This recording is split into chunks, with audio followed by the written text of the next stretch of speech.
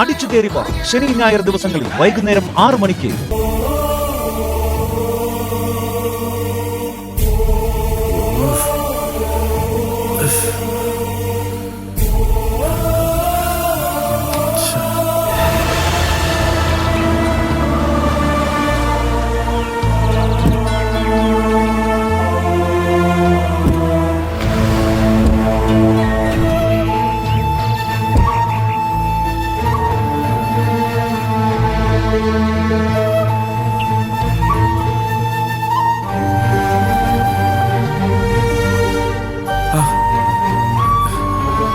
സൂര്യ,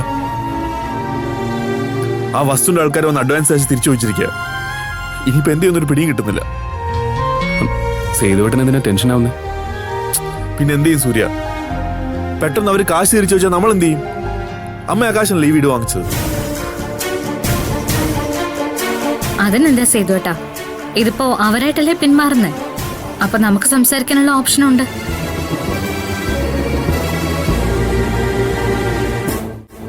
അതിനു മുമ്പ് ആരാ അവരോട് പോയി വസ്തുവിന് വേറെ അവകാശം ഉണ്ടെന്ന് പറഞ്ഞാന്ന് കണ്ടുപിടിക്കണം. അല്ല, അതിപ്പോ എങ്ങനെ കണ്ടുപിടിക്കാനാ മോനെ? പറഞ്ഞ ആളെ കണ്ടാൽ അവർക്കറിയാൻ പറ്റുമല്ലോ. ഇവിടെ വന്ന മുത്തുവിനോടും മുരുകനോടും അല്ല അവര് പോയി അവകാശം ഉണ്ടെന്ന് പറഞ്ഞത്, അവരുടെ ബോസിനോടാ. അതാരാ സേതുവേട്ടാ? അറിയില്ല. ചിലപ്പോ രമേശേട്ടന് അറിയാൻ പറ്റിയാലോ. രമേശ് ഒന്നും അയാളെ അറിയത്തില്ല. വസ്തുവിന്റെ രജിസ്ട്രേഷൻ അയാൾ വരുന്നു എന്നല്ലേ പറഞ്ഞത്.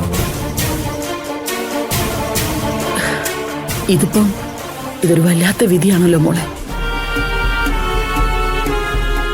ആന്റി ടെൻഷൻ അടിക്കാതെ, ഇതൊന്നും അത്ര വലിയ പ്രശ്നമൊന്നുമല്ല. മോഹനമാമനല്ലാതെ ഇങ്ങനൊരു കംപ്ലൈന്റ് പറയാൻ ആരാ അമ്മയുള്ളത്? ഈ ഇളയമ്മയെ വിശ്വസിച്ചൂടാ. പക്ഷെ കല്യാണം തീരുമാനിച്ച സ്ഥിതിക്ക് അങ്ങനൊരു നീക്കം അവരുടെ ഭാഗത്തുനിന്നുണ്ടാവാൻ സാധ്യതയുമില്ല. സൂര്യ, എങ്ങനെയെങ്കിലും ആ വന്ന പാർട്ടിയെ കൊണ്ട് തന്നെ വസ്തു വാങ്ങിപ്പിക്കാൻ എന്താ വഴി നിന്ന് പറ. അങ്ങനെ അടിച്ചേൽപ്പിക്കാനൊന്നും പറ്റില്ല സേതുവേട്ടാ. അല്ലെങ്കിൽ തന്നെ വസ്തുവിന്റെ യഥാർത്ഥ പേപ്പേഴ്സ് പരിശോധിച്ചാൽ തന്നെ അറിയാൻ പറ്റത്തില്ലേ? അത്രയ്ക്ക് റിസ്ക് എടുക്കാനൊന്നും ഇന്നത്തെ കാലത്ത് ആരും തയ്യാറാവില്ല സേതുവേട്ടാ. കാരണം ഇന്ന് പല രീതിയിലും ചീറ്റിംഗ് നടന്നുകൊണ്ടിരിക്കുന്ന സമയമാണ്.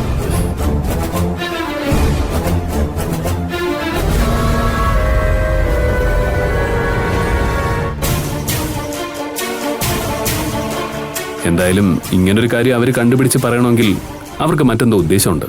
പക്ഷെ അത് ആര്? അത് നമുക്കറിയണമല്ലോ. നാളെ അവര് വരുമ്പോ മറുപടി പറയണമെന്ന് പറഞ്ഞിട്ടാ പോയിരിക്കുന്നത്. നാളെ വരട്ടെ, കൊടുക്കുന്നുണ്ട് ഞാൻ മറുപടി.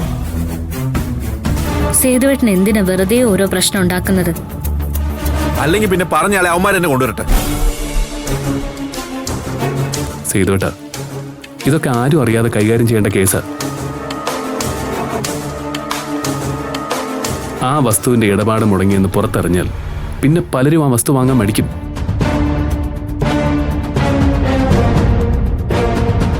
അതുകൊണ്ട് ബുദ്ധിപൂർവ്വം വേണം ഈ കേസ് കൈകാര്യം ചെയ്യാൻ. എന്തായാലും നമുക്ക് ആലോചിക്കാം. നിങ്ങൾ രണ്ടുപേരും വന്നപ്പോ എനിക്കൊരു ഇച്ചിരി ധൈര്യമായി. അമ്മയും ടെൻഷൻ ആവാതിരിക്കെ, നമുക്ക് വഴിയുണ്ടാക്കാം. അവരൊന്ന് വരട്ടെ. നിങ്ങൾ ചെല്ലു മക്കളെ, ഞാൻ കുടിക്കാൻ എന്തെങ്കിലും എടുക്കാം. വിളിച്ചോളൂ. സേതുവേട്ടാ.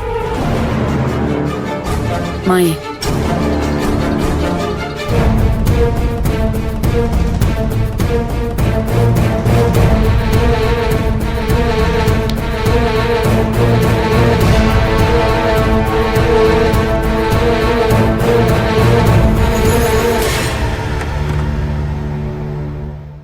ഭാവന, എന്തൊക്കെയോ പന്തികേടുകൾ എനിക്ക് തോന്നുന്നുണ്ട്.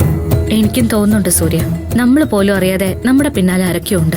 അതുകൊണ്ടാ അമ്മയുടെ വസ്തുവിന് മറ്റൊരു അവകാശമുണ്ടെന്ന് പോയി പറഞ്ഞത്. തന്റെ മോഹൻ മാമനെ അത്രയ്ക്ക് നിസ്സാരമായിട്ട് കാണണ്ട. ആന്റിക്ക് ആന്റിയുടെ ഇളയമയെ സംശയമുണ്ടെങ്കിൽ ഉറപ്പായിട്ടും തന്റെ മോഹൻ മാമനെ സംശയിക്കണം. ഭാനുവുമായിട്ടുള്ള വിവാഹം തീരുമാനിച്ച സ്ഥിതിക്ക് ഇങ്ങനെയൊക്കെ ചെയ്യോ സൂര്യ? ചെയ്തിട്ടുണ്ടോ ഇല്ലയോ എന്ന് നമുക്കറിയില്ലല്ലോ ഭാവന. അങ്ങനെയാണെങ്കിൽ നമുക്കതൊന്ന് കണ്ടുപിടിക്കണം സൂര്യ. ആരാ അതിന്റെ പിന്നിലെന്ന് അറിയണമല്ലോ.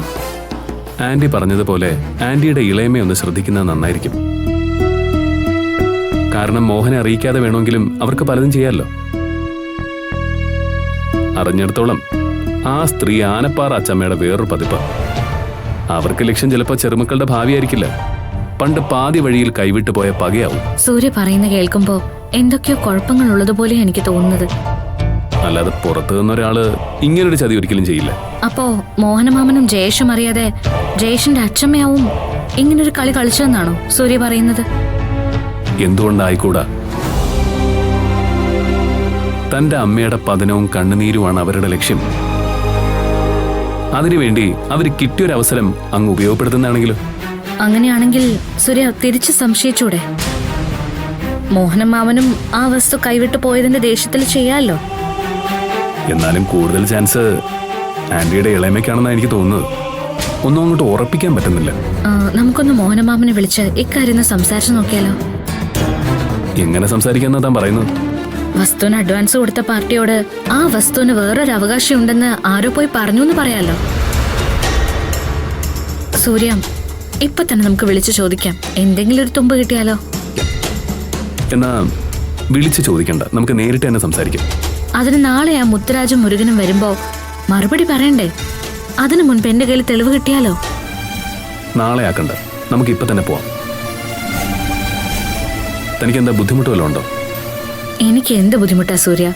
സൂര്യ ഓക്കെ ആണെങ്കിൽ ഞാനും ഓക്കെയാ. എങ്കിൽ താൻ പോയി ആന്റിയോട് പറഞ്ഞിട്ടിറങ്ങ, മറ്റാരോടും പറയാൻ നിൽക്കണ്ട.